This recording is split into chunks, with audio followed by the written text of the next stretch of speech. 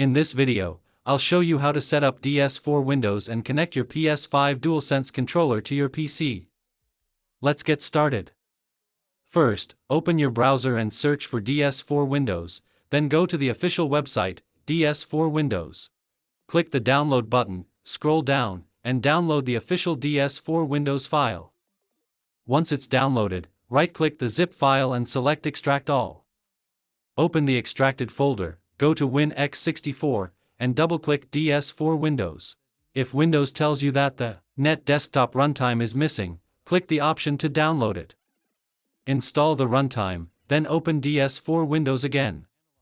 Choose where you want to save your profiles and settings, then make sure DualSense support is enabled. Next, DS4Windows may ask you to install the VGM bus driver. Click Install and follow the installation instructions.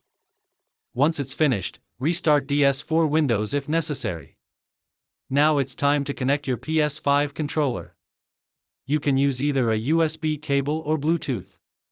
For Bluetooth, go to Windows Settings, then Bluetooth and Devices, and select Add Device.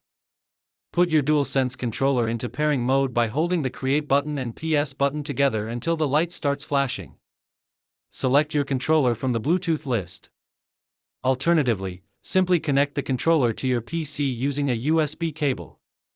Once connected, open DS4Windows and check that your controller appears in the list. You can then create a profile. Select the output controller as DualShock 4, customize settings like the buttons, touchpad, gyro, and light bar if you want, name the profile something like PS5, and click Save.